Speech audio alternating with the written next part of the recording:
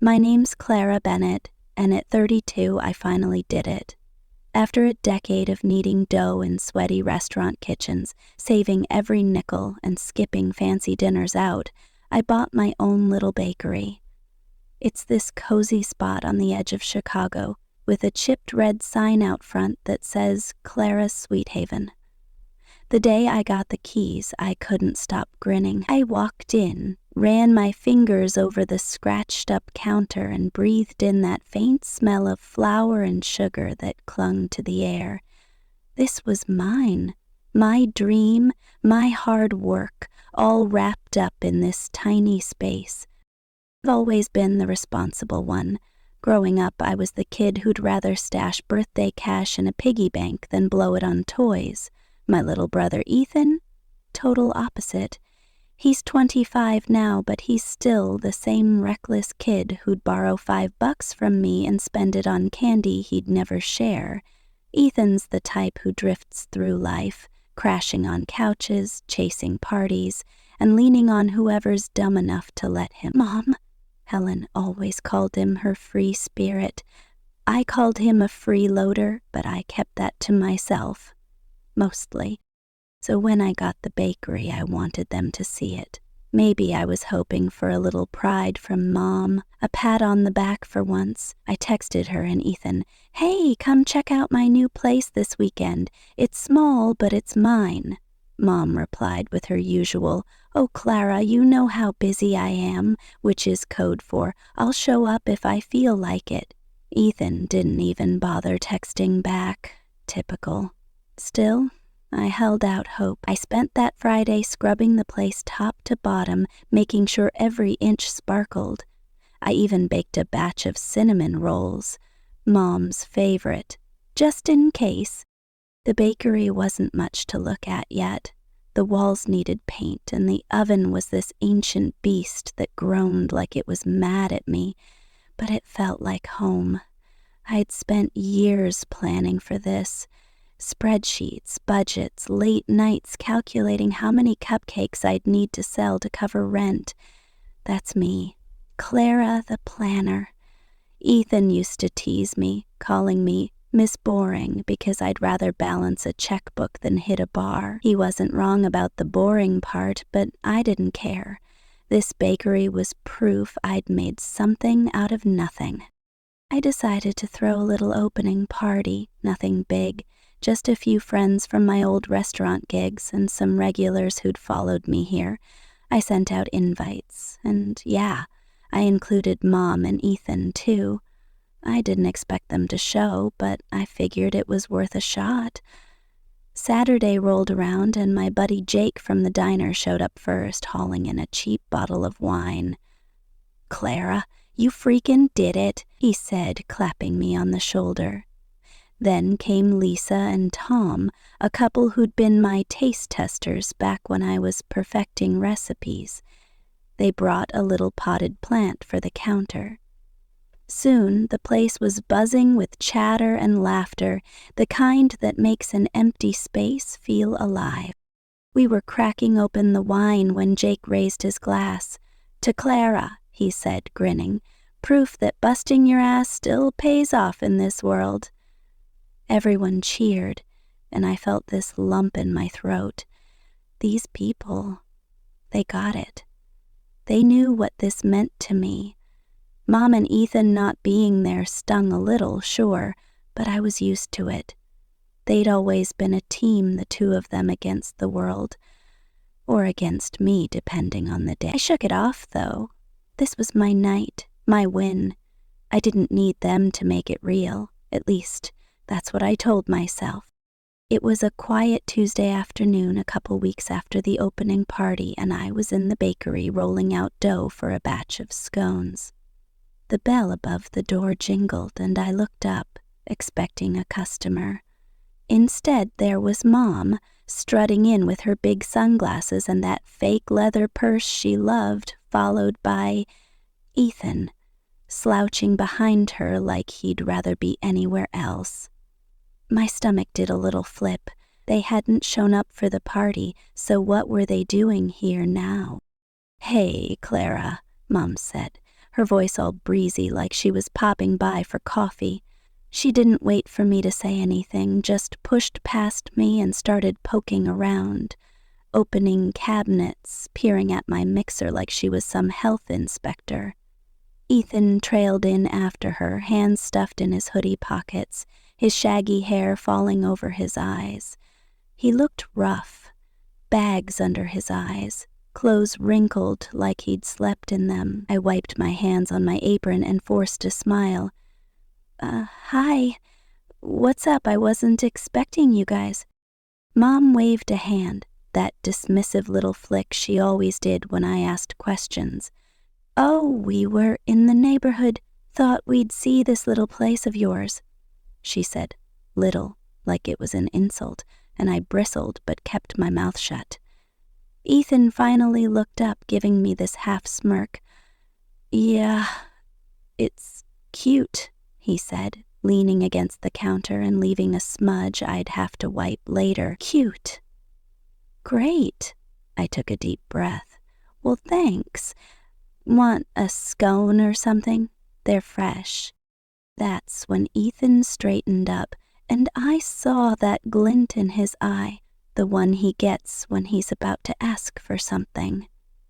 Actually, Clara, I've got some news, he said, scratching the back of his neck. Me and Jess broke up. She kicked me out. Can you believe that? After all I did for her. I bit my tongue to keep from saying what I really thought. Jess was smart to dump him. Instead, I just nodded. Sorry to hear that. Where are you staying now? He shrugged, all casual, like it was no big deal. Nowhere yet. Rent's insane out there, you know. I was thinking maybe I could crash here for a bit, just a couple months, tops, till I get back on my feet. My jaw tightened. Here? In my bakery? The place I'd poured my soul into? Before I could even answer, Mom jumped in, her voice sharp. Clara, don't be selfish. Your brother's got nowhere to go. You've got this whole place to yourself. Surely you can spare some room. I stared at her, then at Ethan, who was giving me those puppy dog eyes he'd perfected since we were kids. Mom, this isn't a house, I said, trying to keep my voice steady. It's a business. I've got a tiny storage room in back, but it's not a bedroom, and I just got this place. I need to focus on making it work. Mom's face hardened. Oh, come on, Clara, you're always so dramatic. He's your brother. Family helps family. You wouldn't turn him away, would you? That hit me like a punch. She knew how to twist the knife, make me feel like the bad guy. Ethan piped up. I'll be good, I swear. I'll even help out around here, sweep the floors, whatever. I just need a spot till I find a job, maybe something waiting tables or whatever. I didn't buy it for a second. Ethan and work didn't mix. He'd quit every gig he'd ever had within a month. But Mom was glaring at me and the air felt heavy, like I didn't have a choice. I rubbed my temples, feeling a headache coming on. Fine, I said, the word tasting sour. 3 months, Ethan. That's it. You find a job, save up, and you're out. And no messing up my bakery. I mean it. His face lit up, that lazy grin spreading wide. You're the best, Clara. Seriously, I owe you. He came around the counter and gave me this awkward side hug, his hoodie smelling like stale smoke. Mom nodded, satisfied, like she'd just won some big argument. See? That wasn't so hard. I knew you'd do the right thing. I watched them leave. Mom strutting out like she owned the place, Ethan shuffling behind her, and my gut twisted. I'd agreed, but every part of me screamed this was a mistake. The storage room was barely big enough for a cot, stacked with flour sacks and extra pans, but I dragged an old air mattress back there anyway. Ethan showed up that night with a duffel bag and a beat-up guitar case, plopping down like he was moving into a penthouse. This'll do, he said, kicking off his sneakers and leaving them in the middle of the floor. I forced a smile and went back to my dough, trying to ignore the sinking feeling that I'd just invited chaos into my safe little world. The first couple days with Ethan in the bakery weren't terrible. I'd be up at dawn, mixing batter and firing up the oven, while he'd sleep through the noise on that creaky air mattress in the back. He'd stumble out around noon, grab a muffin off the counter without asking, and mumble something about helping out later. I let it slide. He even swept the floor once, though he missed half the crumbs and left the broom propped against my clean display case. "See, I'm pitching in," he said with that cocky grin, like I should pin a gold star on him. I just nodded and kept my head down. Maybe, I thought, he'd actually try this time. That hope didn't last long. By the end of the first week, I started noticing things. Little things at first, like how my stash of chocolate chips kept shrinking, even though I hadn't made any double-chunk cookies, or how the trash was overflowing with beer cans I didn't drink. Then it got worse. One morning I came in and found my big stand mixer, $800 worth of steel I'd saved months for, sitting there with a dented bowl and batter caked on the sides. "Ethan!" I yelled, storming to the storage room.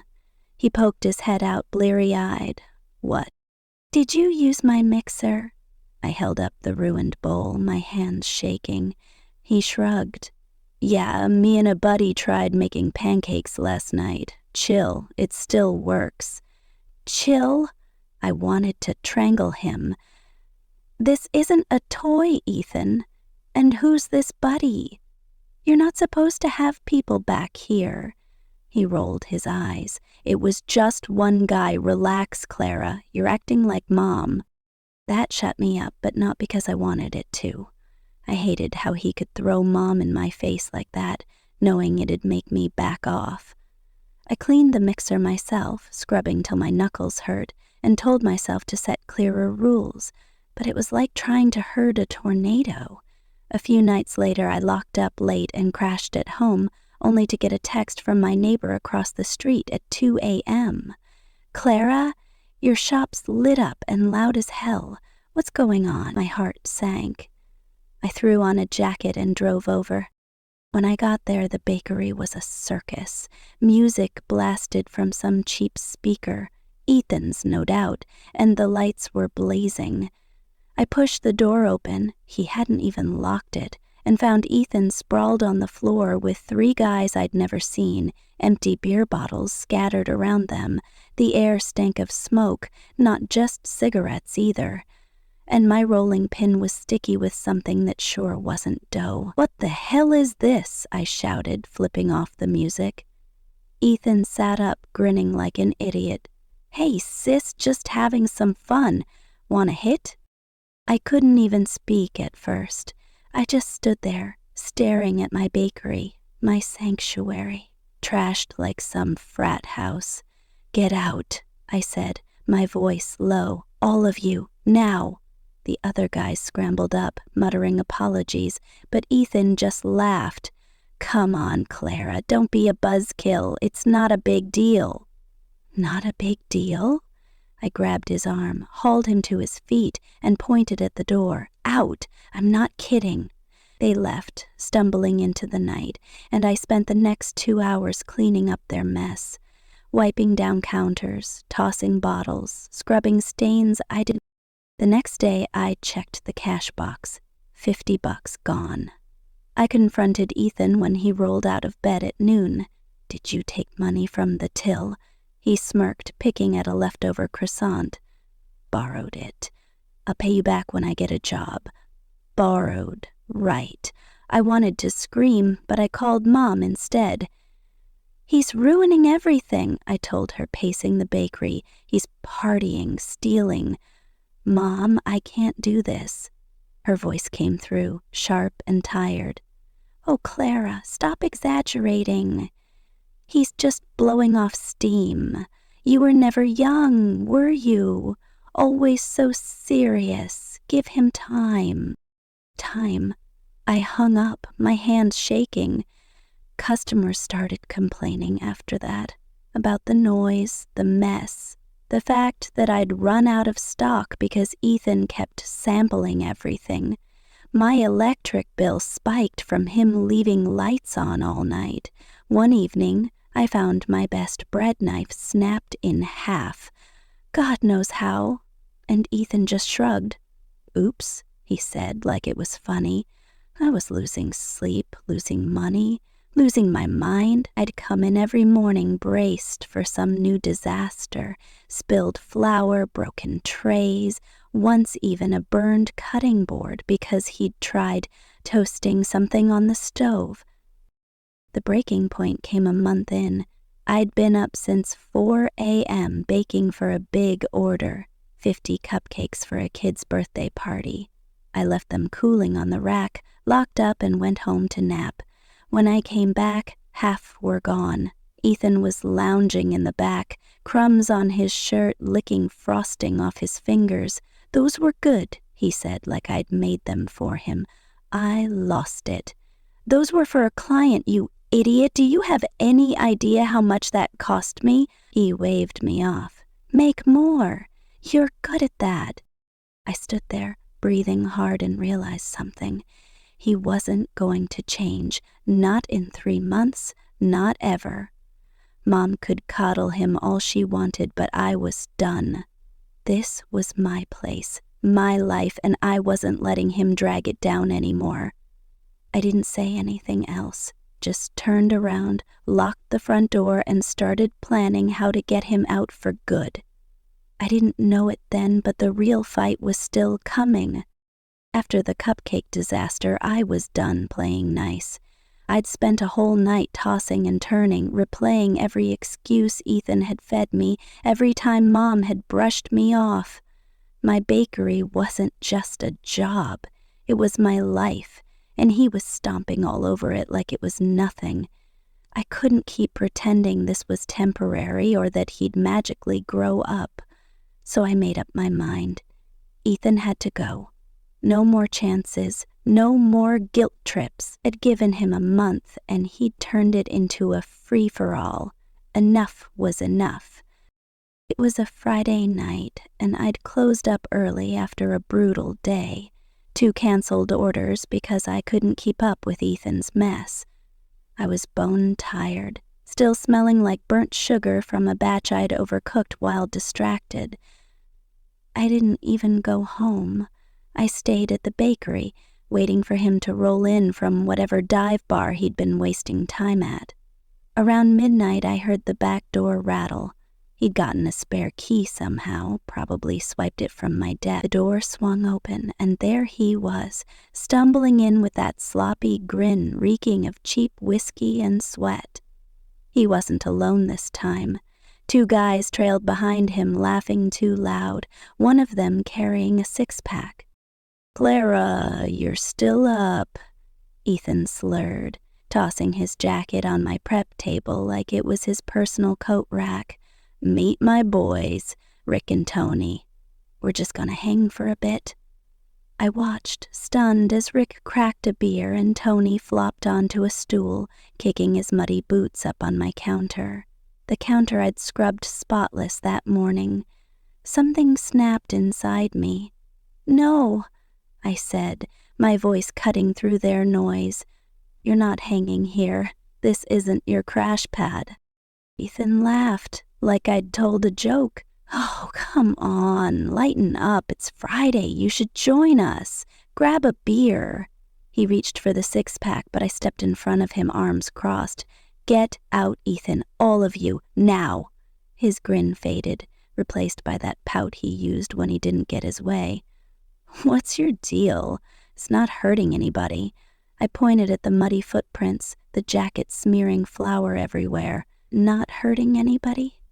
You've trashed this place. You ate my orders, broke my stuff, stole my money. This stops tonight." Rick and Tony shifted uncomfortably, but Ethan wasn't backing down. He stepped closer, his breath hot and sour. You're such a control freak, Clara. Always have been. What, you jealous I've got a life and you're stuck here playing baker lady? That hit me like a slap, but I didn't flinch. A life? You call this a life? Leeching off me while I work my ass off? Get your crap and go, he smirked, leaning in. You can't make me. I live here. That was it. I turned, marched to the storage room, and yanked his duffel bag from under a pile of empty flour sacks. It stank of smoke and unwashed clothes. I dragged it out, threw it at his feet, and grabbed the guitar case next. You don't live here, I said, my voice steady even though my hands were shaking. You were supposed to find a job, save up, and leave. Instead, you turned my dream into your damn playground. Pack up. You're done. For a second, he just stared at me, like he couldn't believe I'd actually do it. Then he sneered. You're pathetic, you know that? Always acting like you're better than me. Mom's right. You're a selfish bitch. Those words stung, but I didn't let it show. I pointed at the door. Out. Now. Rick and Tony mumbled something and bolted, leaving their beer behind. Ethan grabbed his bag, slung it over his shoulder, and snatched the guitar case. Fine, keep your stupid little shop. I don't need you. He stormed out, slamming the door so hard the bell jingled like it was screaming. I stood there, heart pounding, the silence ringing in my ears. Then my phone buzzed. Mom's name on the screen. I knew he'd called her, probably whining the second he hit the street. I picked up, bracing myself. Clara Marie Bennett, she snapped before I could say a word. How dare you throw your brother out like that? He's got nowhere to go and you just toss him into the cold. What kind of sister are you? I clenched my jaw. The kind who's tired of being used, Mom. He's been here a month, and all he's done is wreck my business. I'm done. She huffed, that dramatic sound she made when she thought I was being unreasonable. You're exaggerating, as usual. He's just a boy finding his way. You've always been too hard on him. Your only brother. I didn't raise you to turn your back on family. I laughed, bitter and short. You raised me to clean up his messes, you mean. He's 25, Mom, not 15. He's your problem now. She started to argue, but I hung up, my hands trembling as I set the phone down. I didn't care anymore. Let her deal with him. I locked the back door, double-checked it, and sank onto a stool. The bakery was a mess. Beer cans, mud, a broken chair leg I hadn't even noticed. But it was mine again. I'd fought for it, and I'd won. Or so I thought. The next few weeks were quiet, too quiet, like the calm before a storm. I cleaned up, got back to baking, tried to forget the whole mess. But deep down I knew Mom and Ethan weren't done with me yet. They never were. My 33rd birthday was coming up, and for once I wanted it to be perfect. No Ethan, no Mom, no chaos, just me, my bakery, and the people who actually gave a damn. I'd spent the last few weeks scrubbing every inch of the place after kicking him out, wiping away his sticky fingerprints, tossing out his trash, even repainting the back wall where he'd scuffed it up. The bakery was mine again, and business was picking up. Customers stopped complaining, orders rolled in, and I could finally breathe. So I decided to throw a little party right there in the shop. Nothing fancy, just good company and some damn peace.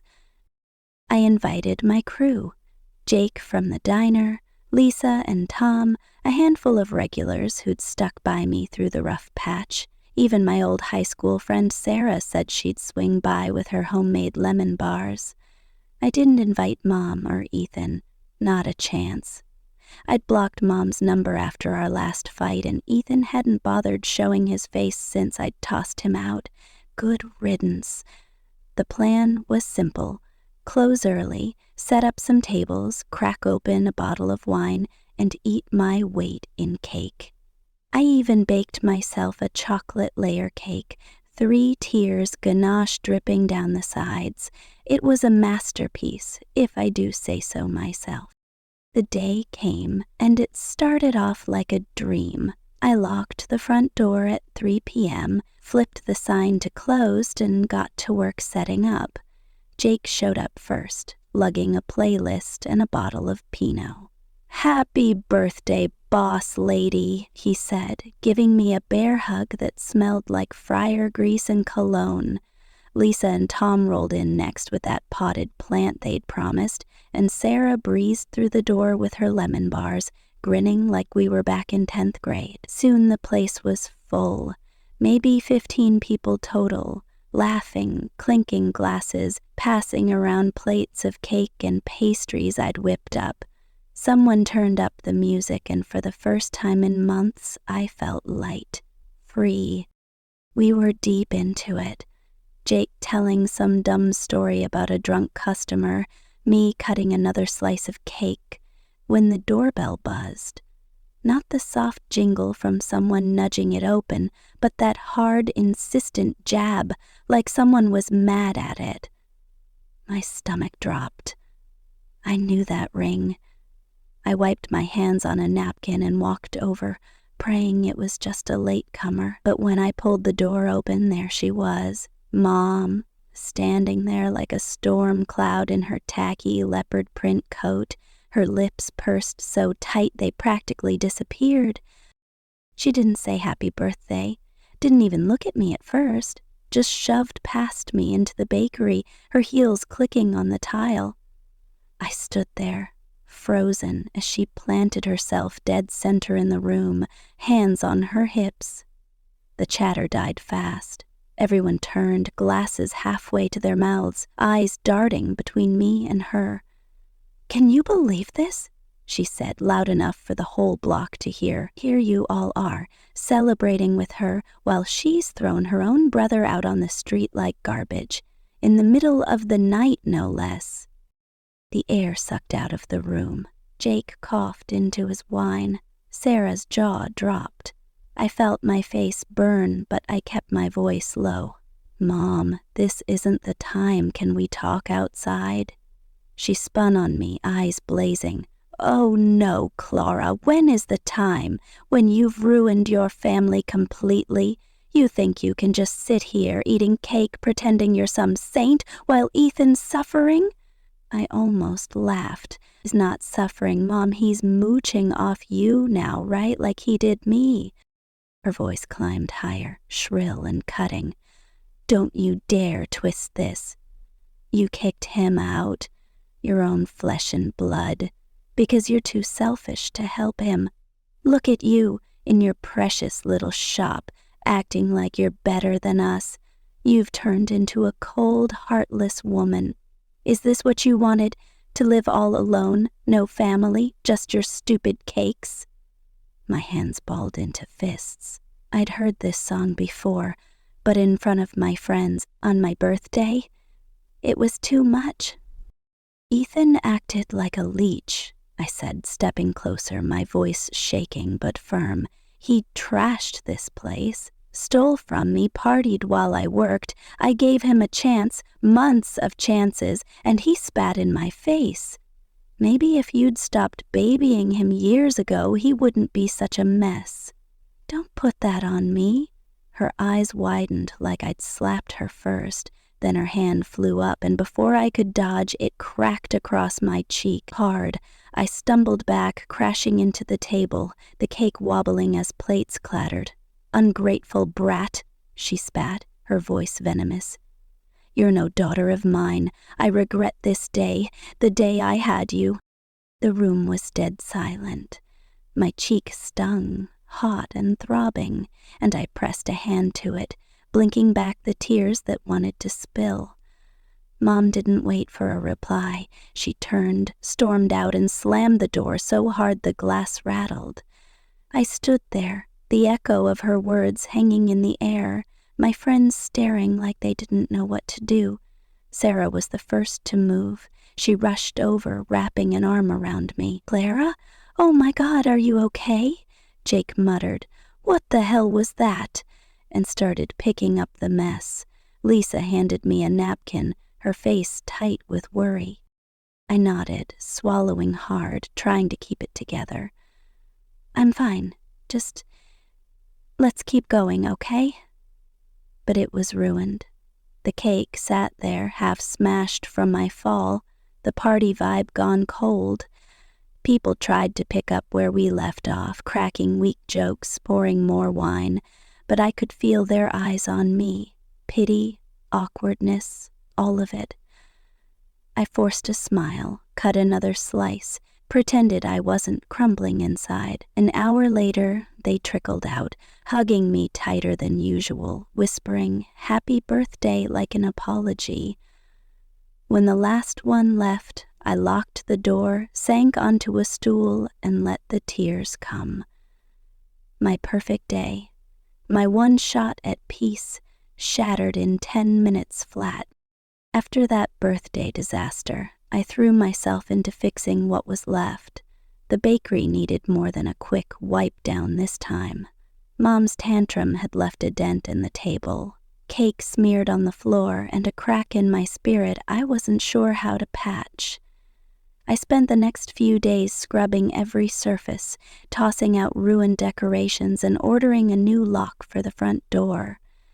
Ethan might have been gone, but I wasn't taking chances with Mom storming back in. When the locksmith handed me the new keys, I gripped them tight, like they were my ticket to keeping the chaos out. Maybe they were. Life started to settle after that. I got back to baking, really baking, not just scrambling to cover Ethan's messes. The regulars trickled in again, smiling at the fresh trays of scones and croissants, no longer side-eyeing the place like it might smell of last night's party. Orders picked up, birthday cakes, wedding cupcakes, even a catering gig for a local office. I'd come in at dawn, the quiet hum of the oven my only company, and lose myself in the rhythm of kneading dough. Evenings were mine, too. No more crashing noises or drunken giggles waking me up. I'd sit with a cup of tea, a book, and the kind of silence I hadn't known I'd missed so much. My bills dropped back to normal. No more insane electric spikes from Ethan's all-night stunts. It was peaceful, almost too peaceful, like I was waiting for the other shoe to drop. And it did, about a year later. I had just locked up for the night, the smell of cinnamon rolls still clinging to my apron, when my phone buzzed on the counter. I glanced at it. Mom's number. I'd unblocked it months ago, mostly out of habit, but she hadn't called since the birthday blowout. My thumb hovered over decline, but curiosity made me pick up. "Clara," her voice came through, soft and shaky, nothing like the screech I was used to. "Please, don't hang up. I need you to listen." I didn't say anything, just stood there in the dim light of the bakery, waiting.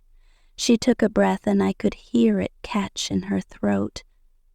"You were right," she said, so quiet I almost missed it. "About everything. Ethan, he's out of control." My chest tightened, but I stayed silent.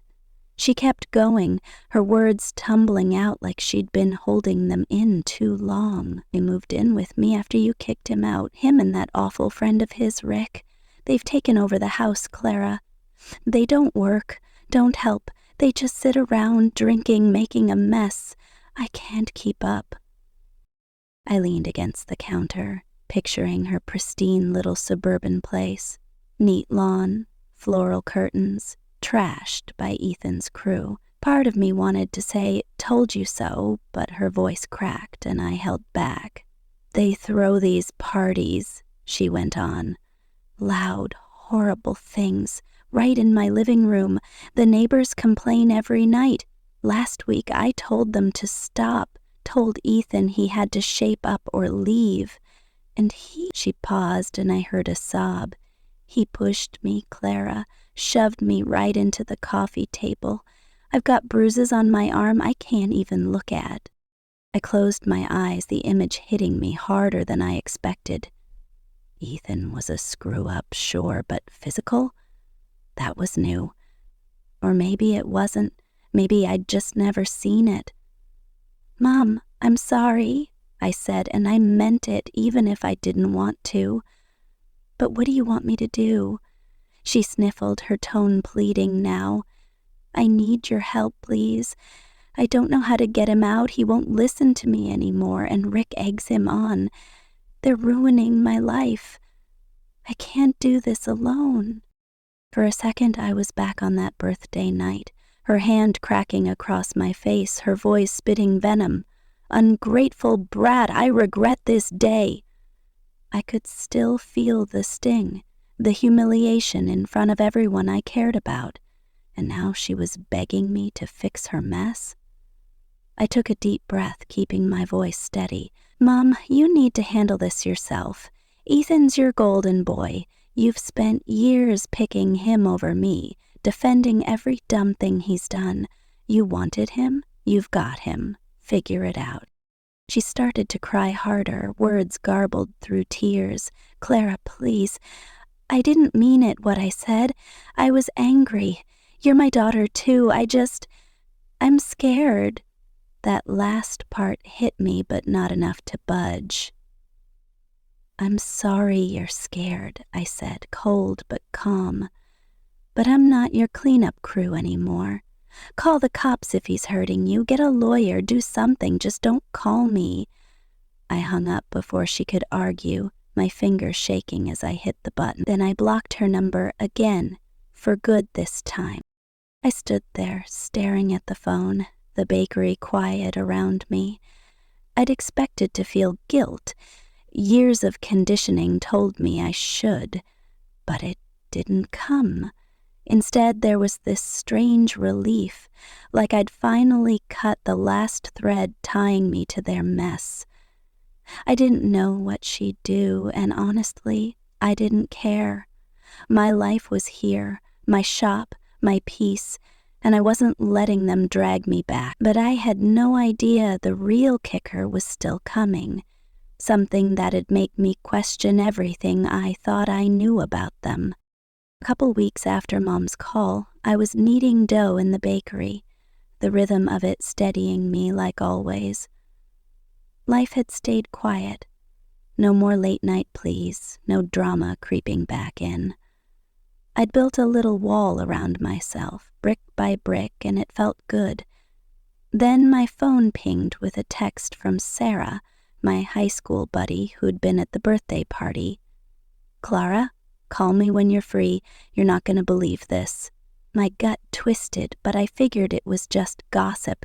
I wiped my hands and dialed her up during a slow moment. "Hey," she said, her voice low, like she was about to spill something big. "You hear about Ethan?" I frowned. "No. What's he done now?" She took a breath. "He got arrested last night. Cops nabbed him and that Rick guy outside some sketchy bar downtown. Possession with intent to sell, weed, pills, the works." I froze, the phone heavy in my hand. "Arrested? Seriously?" Sarah kept going. "Yeah, but here's the wild part. They traced the cash he used to buy the stash. Clara, it was from your bakery. That money he borrowed from your till? He didn't blow it on beer. He was funding his little drug side hustle." My knees went weak. I sank onto a stool, staring at the flour-dusted counter. All those times he'd shrugged me off, smirking about paying me back, and he'd been using my money, my sweat, to buy drugs? I felt sick. "Wait," I said, my voice hoarse. "How do you even know this?" Sarah hesitated. "My cousin's a cop. He was on the bust. And, Clara, there's more. Your mom knew. She found out months ago. Ethan bragged to her about it, thinking she'd bail him out like always. She didn't tell the cops. Didn't tell you." She just kept it quiet, hoping it'd go away. I couldn't breathe. Mom knew. She'd known when she called me, crying about Ethan pushing her, begging for help. She'd known when she slapped me on my birthday, screaming I was the heartless one. All that guilt she'd piled on me, and she'd been covering for him. Again. I hung up on Sarah, my hands shaking, and just sat there, letting it sink in. The betrayal wasn't new, but this was a gut punch I hadn't seen coming. I didn't call Mom back, didn't check on Ethan. I blocked Sarah's cousin, the family gossip line, all of it. My bakery's peaceful now. Clean counters, steady orders, quiet nights. No one's stealing my cash or my calm anymore. They made their choices and I made mine. I'm done.